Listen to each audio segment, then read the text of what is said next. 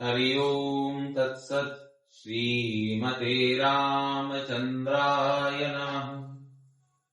सच्चिदानन्दरूपाय विश्वोपत्यादिहेतवे तापत्रय विनाशाय श्रीकृष्णं वयं नमः। रामाय रामभद्राय रामचन्द्राय वेधसे रघुनाथाय नाथाय सीतापतये नमः। तप्त काञ्चन गौरांगी राधे वृन्दावनेश्वरी वृषभानुसुते देवी प्रणमामि हरिप्रिय। प्रह्लाद नारद पराशर पुण्डरीक व्यासाम्बरीश शुक शौनक भीष्मदाल्भ्यान् रुक्माङ्गदार्जुन विभीषणादीन् पुण्यानिमान् परम भागवतान् नमामि। श्री सीतानाथ समारम्भाम् रामानन्दार्य मध्यमाम् अस्मदाचार्य प्रणयन्ताम् वन्दे श्रीगुरुपरम्परा। वाञ्छाकल्पतरुभ्यश्च कृपा सिन्धुभ्य एव च पतितानां पावनेभ्यो वैष्णवेभ्यो नमो नमः। श्रीराम जय जय राम। श्रीराम जय जय राम। श्रीराम जय जय राम। श्रीराम जय जय राम। श्रीराम जय जय राम। श्रीराम जय जय राम। सीताराम जय सीताराम। सीताराम जय सीताराम।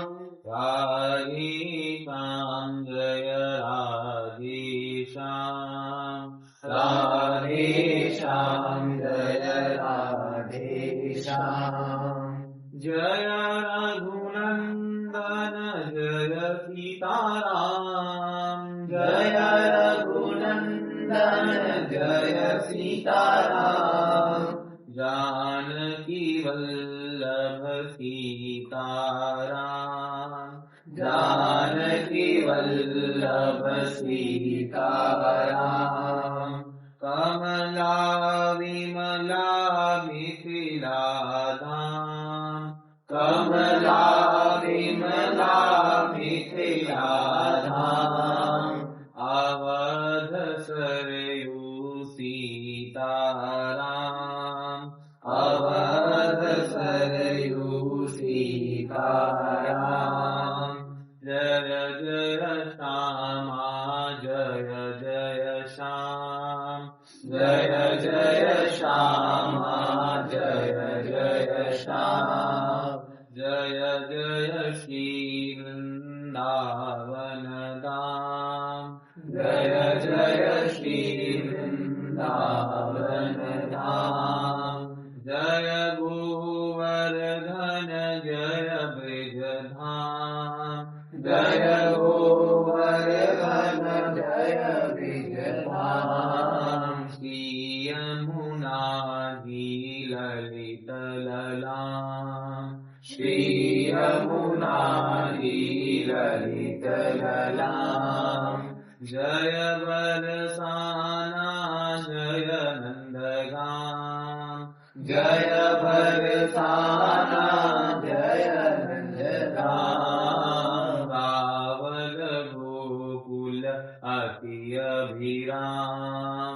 रावल गोकुल अति अभिराम। जय संकर्षण जय बलराम। जय संकर्षण जय बलराम। श्री मथुराधि ललित ललाम। श्री मथुराधि ललित जलाम् जय गो माता जय गोपाल जय गो माता जय गोपाल भक्तवत्सल प्रभु दीन दयाल भक्तवत्सल प्रभु दीन दयाल श्री राम जय जय राम श्री राम जय जय राम श्री राम जय जय राम श्री राम जय जय राम। बोलिए श्री सीता रामचंद्र भगवान की जय। श्री वृंदावन बिहारी लाल की जय। श्री परम गुरुदेव भगवान की जय। श्री सद्गुरुदेव भगवान की जय। जगद्गुरु श्री मध्याद रामानंदाचार्य भगवान की जय। श्री अनंतानंदाचार्य जी महाराज की जय। श्री एकदास देवाचार्य जी महाराज की जय। श्रीपाद नाभग गोस्वामी जी की जय। श्री भक्तमाल ग्रंथ की जय। जय जय श्री सीताराम जय जय श्री राधे श्याम हर हर महादेव। पिताई गौर प्रेमानंदे हरि हरि बोल। हरि शरणम भक्तवांछा कल्पतरु भक्तवत्सल शरणागत वत्सल परात्पर परब्रह्म भगवान श्री सीता रामचंद्र भगवान की महत्य कर्म करुणा के फलस्वरूप आज श्री भक्तमाल जी के आश्रय में हम सबको सत्संग की प्राप्ति हो रही है और जिसमें हमारा श्री जगत गुरु रामानंदाचार्य जी का चरित्र आज होगा। जो श्री संप्रदाय है इसके मुख्यतः दो भाग हैं। एक भाग में श्री सीताराम जी की उपासना और दूसरे भाग में श्री लक्ष्मी नारायण जी की उपासना। तो जब श्री रामानुजाचार्य जी श्री संप्रदाय में प्रकट भये तो उस समय जो उन्होंने वैष्णव मत की स्थापना करी, भक्त मत की स्थापना करी, तब उनके जाने के बाद वो क्या हो गया, केवल और केवल एक कर्म कांड तक रह गया, जिसमें केवल और केवल ब्राह्मण इत्यादि ही या जो पहले 3 वर्ण है उन्हीं को आज्ञा थी कि वह भक्ति कर सकते हैं अथवा भगवान की अर्चना कर सकते। इसका कारण ये हुआ कि श्री रामानुजाचार्य जी के सिद्धांत को आगे आने वाली पीढ़ी ने शायद गलत समझ लिया।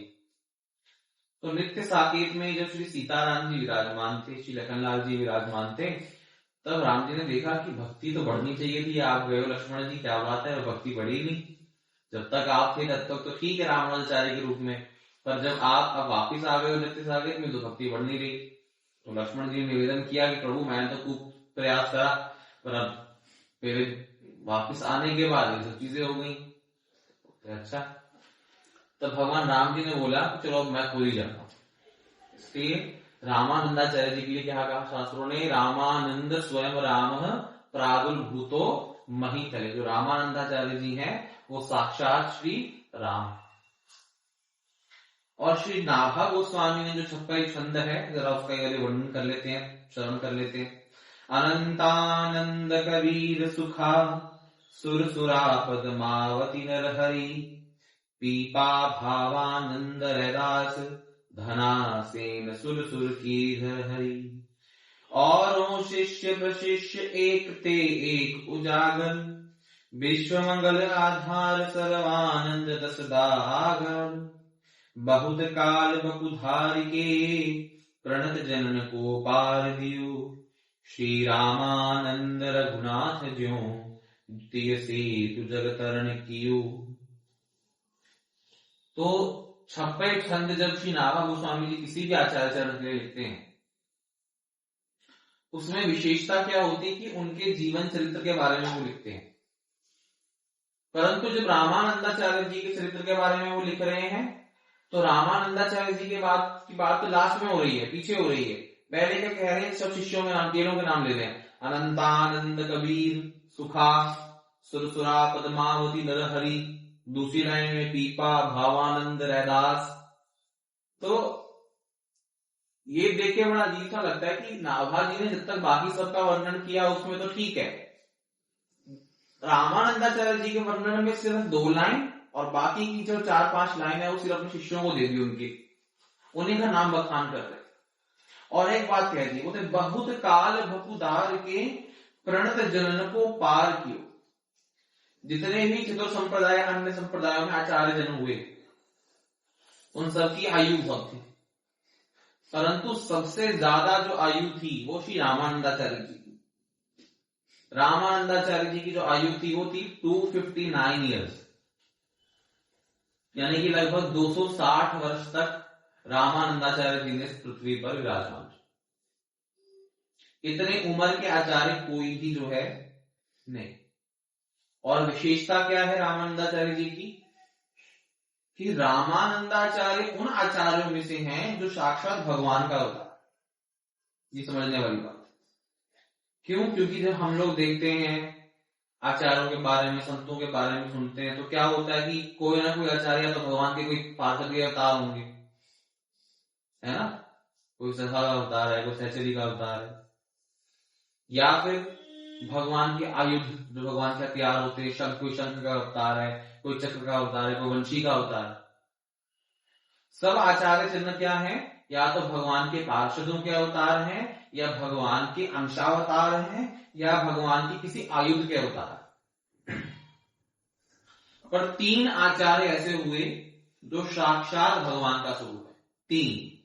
पहले रामानंद स्वयं राम, जगतगुरु रामानंदाचार्य जी साक्षात श्री सीताराम जी का स्वरूप।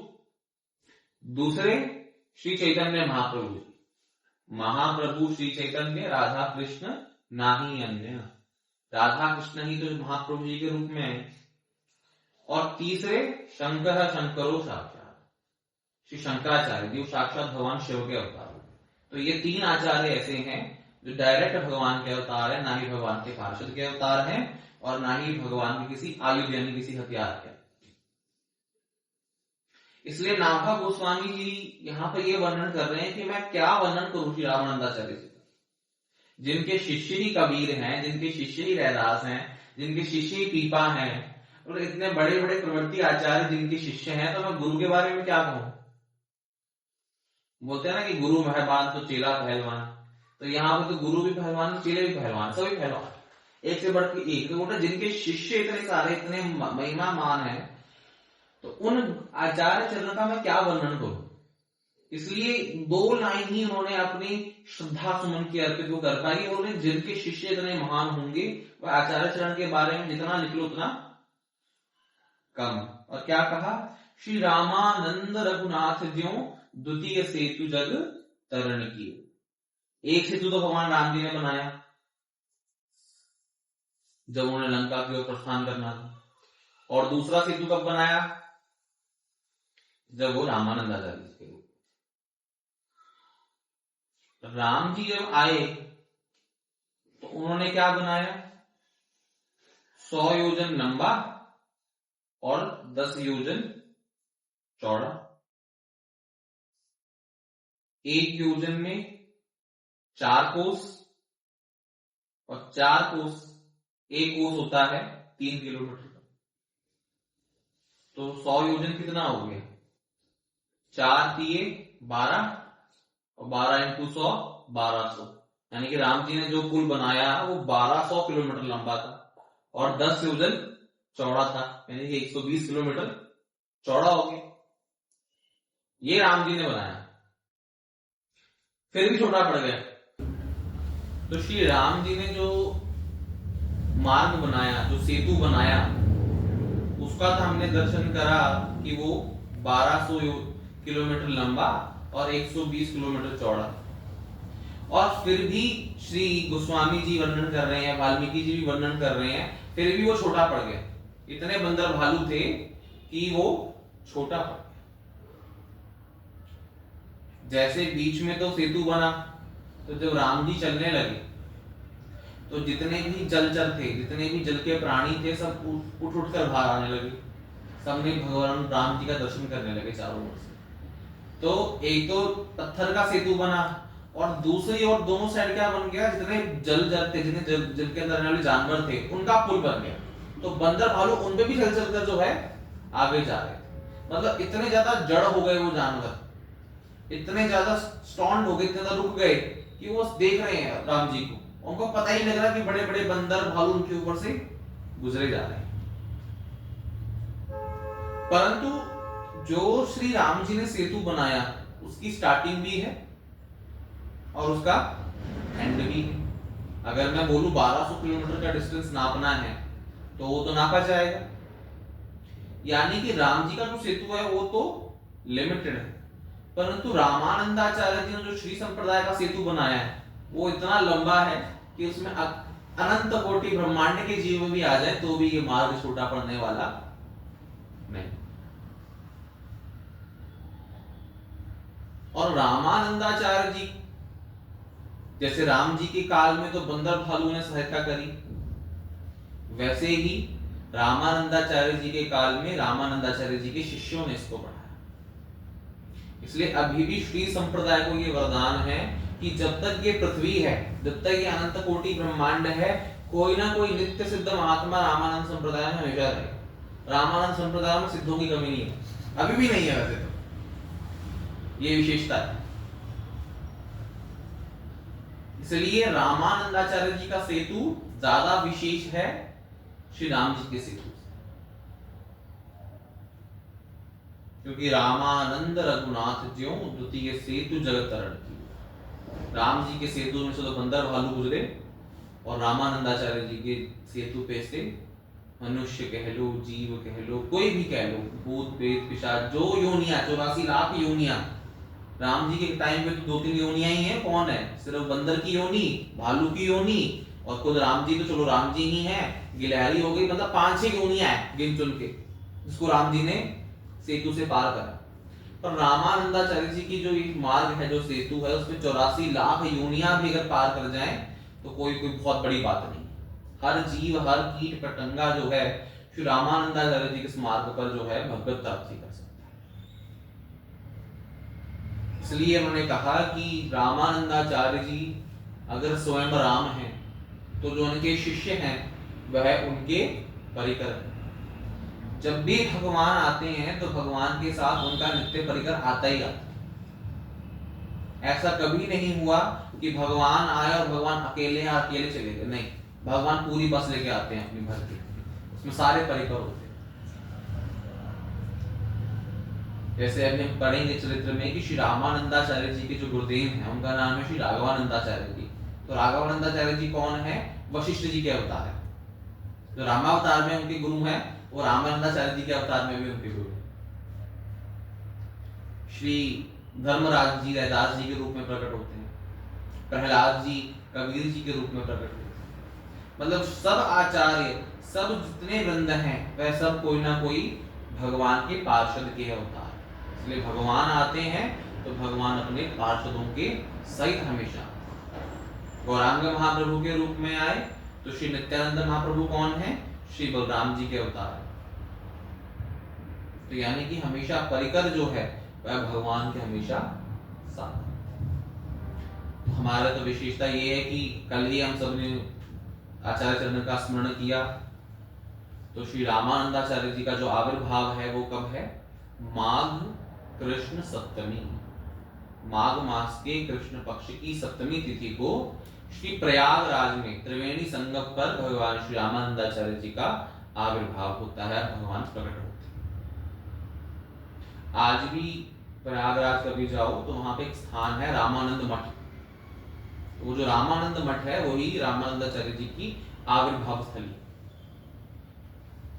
और रामानंदाचार्य जी में एक और विशेषता कि जितने भी आचार्य प्रकट हुए सब दक्षिण भारत में पैदा हुए। निम्बारकाचार्य जी, वल्लभाचार्य जी, गौरांग महाप्रभु, विष्णु स्वामी, रामानुजाचार्य, सब साउथ इंडिया के।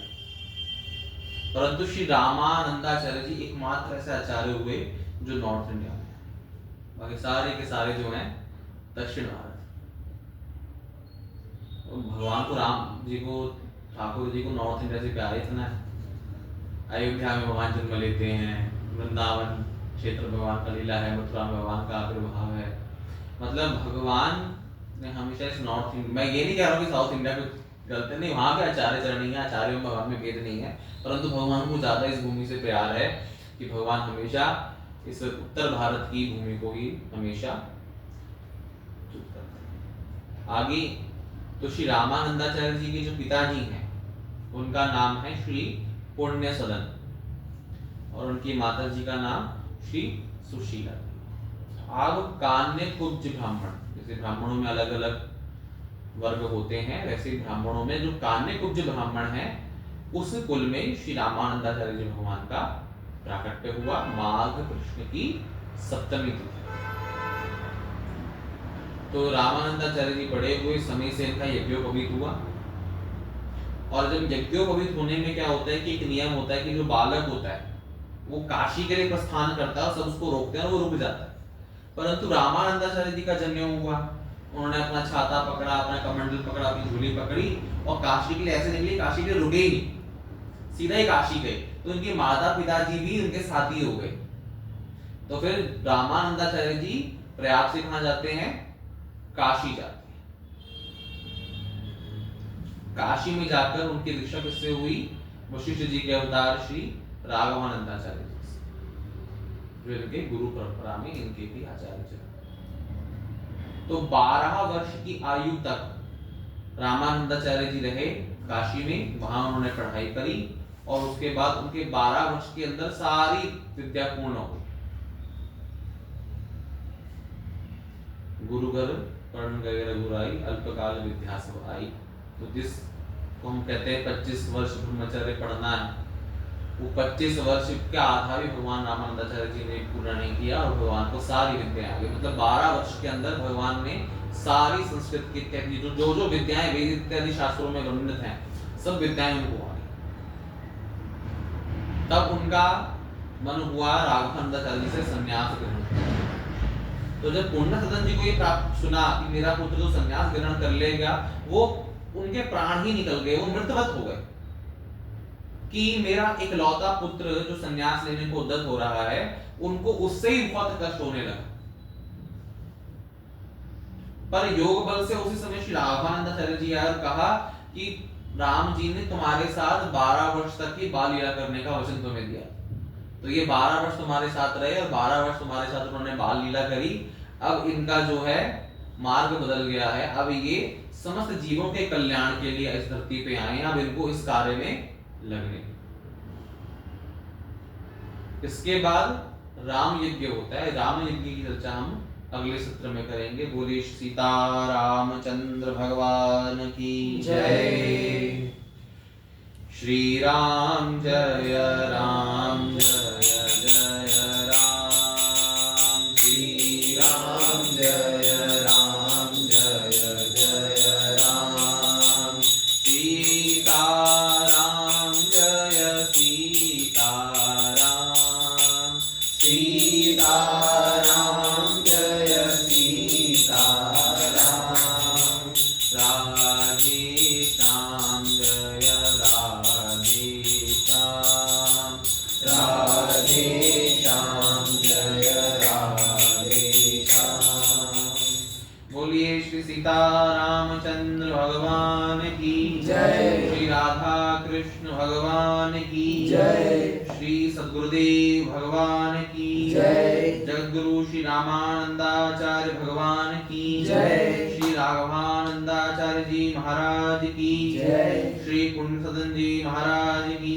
जय, परम पूज्यपाद श्री सुशीला मैया की जय, श्री प्रयागराज धाम की जय, श्री रामानंद मठ की जय, सपरिकर श्री जगद्गुरु रामानंदाचार्य भगवान की जय, श्री नाभा गोस्वामी की जय, श्री भक्तमाल ग्रंथ की जय, जय जय श्री सीताराम, जय जय श्री राधे श्याम, हर हर